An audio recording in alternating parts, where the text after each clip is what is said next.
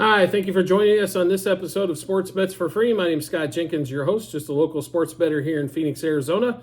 And hopefully today with our picks and your picks, it's going to be another profitable day for you. NFL Divisional round. We're down to the final 8 teams, Elite 8, whatever you want to call it here, Divisional round. We got 2 games going on in the AFC, NFC, 2 games Saturday, 2 games Sunday. We'll get right into it. We had a monster wild card weekend. We hope to continue it here with this divisional playoff round. We'll get started with the early game here. We got a lot to get into for the 4 even though there's only 4 games. Texans at the Ravens, 9.5, right around 9.5 most spots, 43.5 total for the game. On there, Texans somewhere between 330 to 400, 380 plus on the money line on that one. So when we break this game down, better defense, we'd say Baltimore. Better passing game, we'd say Houston. Better running game, we'd say Baltimore. Better special teams, we're probably going to roll with Baltimore one more time there. And Baltimore's at home and 3 weeks worth of rest basically going into this matchup. Texans come off a huge playoff win last week. They were only like 2.5 point dogs in that one, but still, home dog much easier than road dog to kind of cover those and win those games outright. So, but they're talking possibility up to 20 mile an hour gusts. Don't know for sure if the weather is going to come into place on that one there. Here's kind of how we see it. The Houston defense has gotten better as the seasons went on. They have definitely gotten better later on in the season. I think they can shut down majority of the Ravens' run game, except for probably Lamar Jackson. But I don't think Gus Edwards is going to cause much fear. Justice Hill isn't going to cause much fear.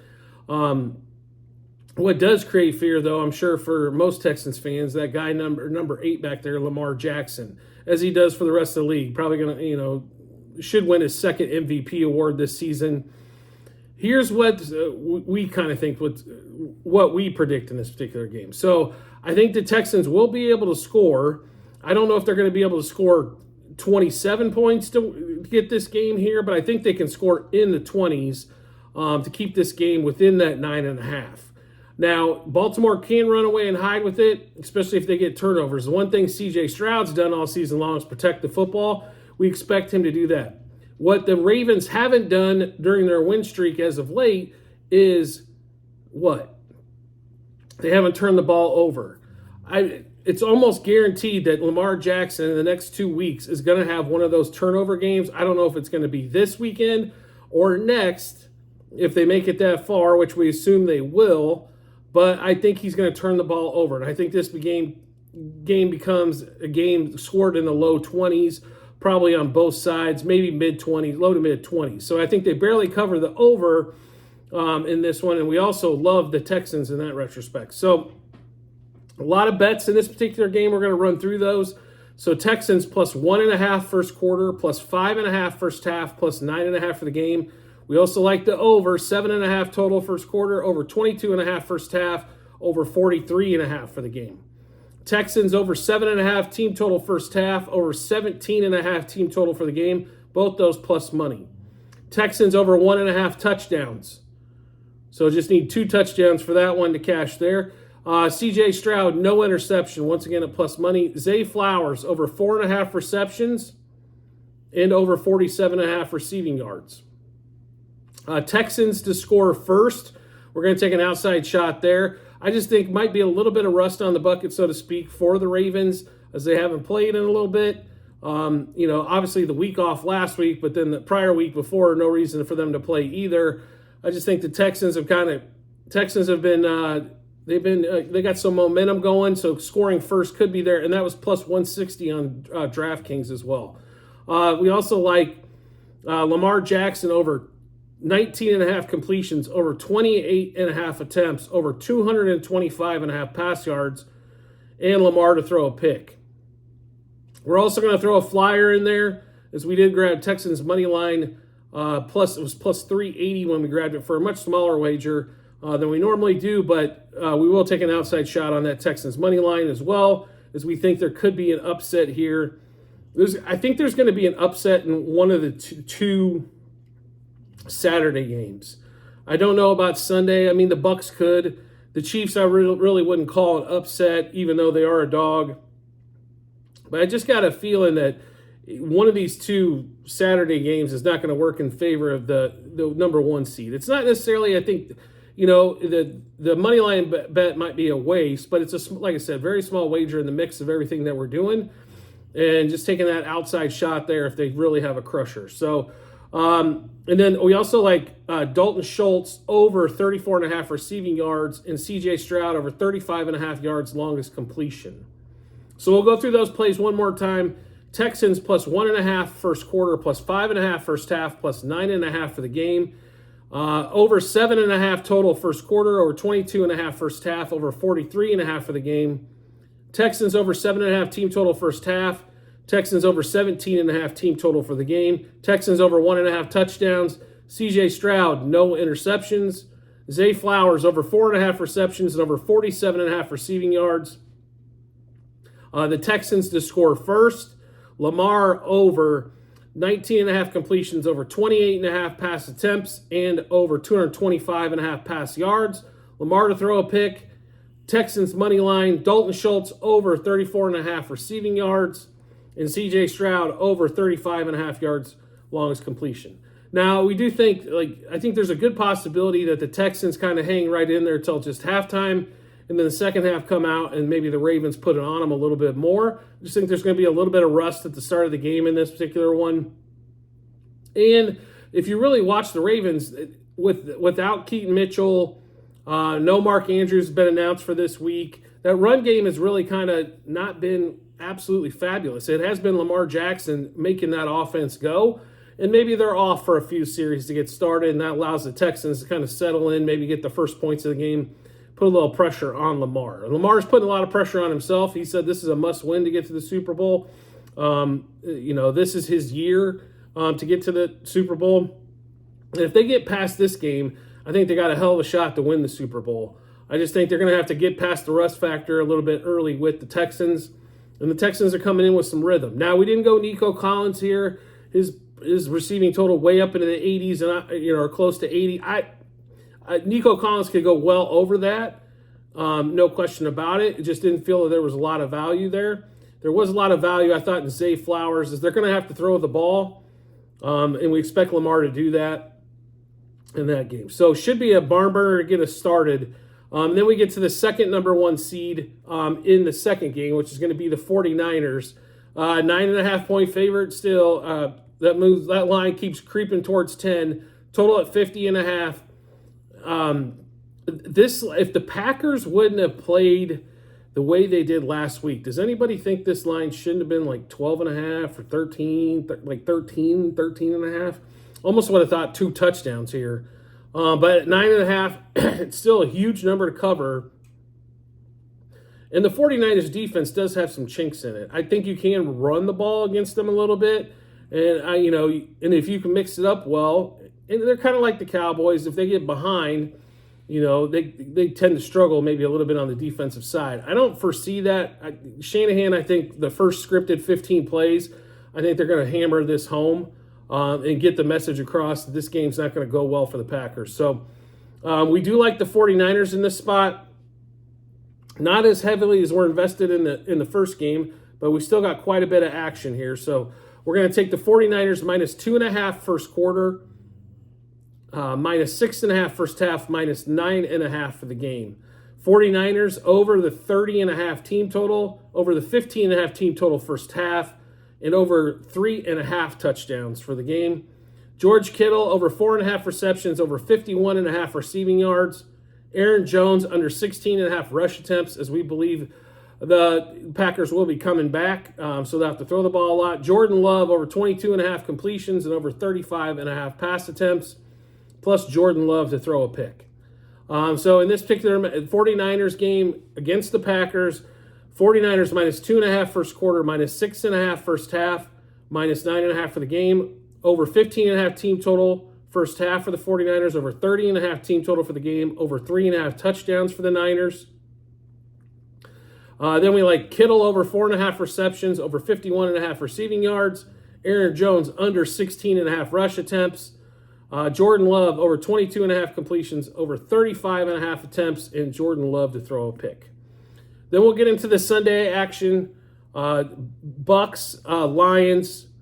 A lot of, the Bucks have played extremely well on the road, especially this season against the number. The Lions have played really well at home. There's normally a lot of scoring out in Ford Field.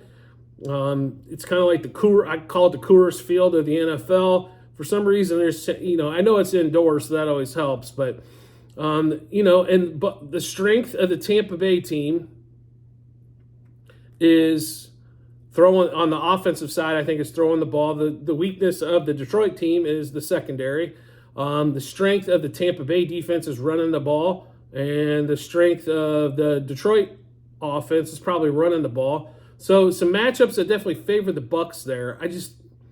There's something that I just think that this Lions team is a super aggressive. Bulls has always been super conservative, and I think this kind of bites them in the ass, and we think that this kind of takes over here. Now, Lions 49ers, if that ends up being the matchup, we definitely favor the 49ers all day long in that matchup. But this Lions Bucks at home, that crowd was crazy. They held on to beat the Rams last week. I think Sean McVay might have helped a little bit, got real conservative on that end. He punted late, we never got the ball back, kind of relied on a defense that wasn't there. The Bucs defense has been pretty good.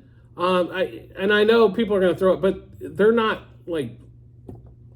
the old Tampa Bay defenses. But you can't attack them through the air. I think Jared Goff should have a pretty solid day. They should be able to move the ball up and down the field through the air. They're just going to maybe not run the ball 30 times, but, Goff should definitely be throwing it 35-plus times on that one. But we do like the Lions here.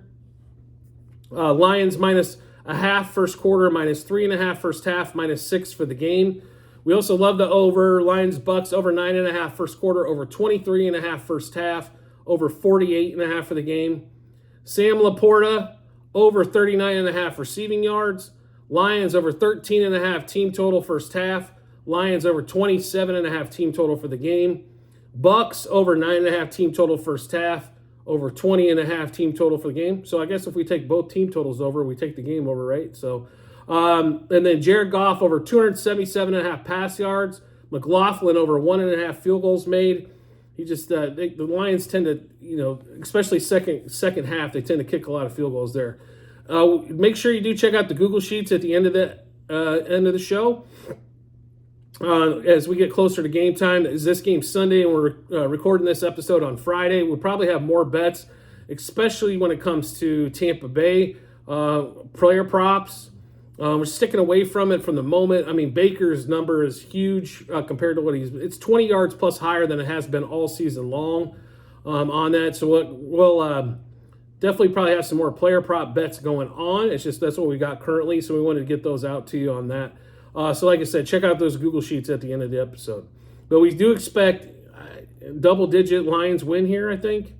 I don't think it's it might be they score a touchdown late to get it to double digits. I think it's relatively close. I don't think they're up 3 touchdowns or anything going into the fourth quarter. But I think they're up 14 points pretty routinely throughout the game. And then just hammer it home. Maybe the Bucs throw a late pick or something to that effect where they cover that and get that and cover by a touchdown basically on that one. Then the game of the weekend, probably the most heavily bet game. Well, from the books, they say it is the most heavily bet game on there. Bills Chiefs. Instead of this game being at Arrowhead like it has been the last few times they've met in the playoffs, this game is in Buffalo. Buffalo 2.5 3-point favorite, depending on what book you got it at. 45.5 total. Patrick Mahomes' first road playoff game. A Chiefs fan, I'm excited about that, right? So we get an opportunity to see Mahomes on the road. So last week, though, I think what we saw against the Dolphins is the Dolphins were beat up defensively, even in that snap and cold. The Chiefs were able to move the ball. Only 2 touchdowns and 4 field goals in that game, but they were able to move the ball pretty successfully the whole game on that one. So we kind of, with the way the Bills defense is currently and how many guys they have out or that are questionable, I'll be really honest, we kind of expect the same kind of offense from the Chiefs in this one. Now, the Bills, I believe, have a better cold weather offense and don't have as many dudes missing on the offensive side except for Gabe Davis. So we think this game's going to be tight. Normally, these games come down to a field goal or right in that range on there. We stuck away from the total because I'll be really honest with you, the Chiefs defense has played really well, so I don't know total-wise if they're going to get home or if the Chiefs are just going to barely put up enough points to get this done. But we do like the Chiefs here. We do like Chiefs plus money line first quarter because the juice was just ridiculous for +0.5. So Chiefs plus 1.5 first half and +3 for the game. We'll also have a Chiefs money line game bet there as well. Josh Allen to throw an interception. I don't know why this is at even money or -110. He throws one. He didn't throw one last week, so everybody thinks he's never going to throw one again or something. But Mahomes over 24.5 completions and over 36.5 attempts. The one thing, the Bills don't really give up a ton of rushing yards. Their front four still there, still pretty solid. So expect the Chiefs to throw the ball a lot on that one. Rashee Rice over 69.5 receiving yards. Travis Kelce over 16.5 receiving yards. So you can kind of see where Mahomes to throw the ball there. Cook over 61.5 rush yards. Josh Allen over 42.5 rush yards. Stephon Diggs over 5.5 receptions. And Butker for the Chiefs over 1.5 field goals made, which is plus money as well. And the Chiefs have been kicking a lot of field goals. They have struggled a little bit in the red zone, especially in the second half of games. So, and that one there. So Chiefs money line first quarter, plus 1.5 first half, +3 for the game. Also Chiefs money line for the game. Mahomes over 24.5 completions, over 36.5 attempts. Josh Allen to throw a pick. Rashee Rice over 69.5 receiving yards. Kelce over 60.5 receiving yards. James Cook over 61.5 rush yards. If you want to beat the Chiefs, you have to be patient and run the ball. If they do, they got a great shot. Him and Josh Allen over 42.5 rush yards. We're taking that one as well. I think is a good way for them to beat the Chiefs. The question is, are you going to be patient enough to do so? Stephon Diggs over 5.5 receptions. He's been catching a ton of short passes as of late. And Harrison Butker over 1.5 field goals made. Now, I mentioned this a couple times before. Make sure you do check out the Google Sheets at the end of every show that we do. There will be a link. It'll say docs.google.spreadsheet. And basically, it's a ledger of all of our bets, how many units we bet, what juice we got them at, what book we placed them at, then obviously the result once the game's over. So do you make sure you check those out when you get some time. If you're into basketball as well, we do have the basketball, bunch of NBA and college bets going on as well. So feel free to, if you like to bet multiple sports, we've got them. So feel free to check all of those out when you get some time. And as always, if you can subscribe and get notifications to our YouTube channel, so when we drop our bets, you get those first. Makes life really simple. Once you subscribe, hit that subscribe button, and then turn notifications on for YouTube. You get a notification to your phone or device to let you know Sports Bets for Free has dropped new bets, and give you plenty of time to match them up with your bets and give you that ton of confidence you need heading to the betting app or betting window. I do appreciate everybody's support as always and look forward to seeing you on the next episode.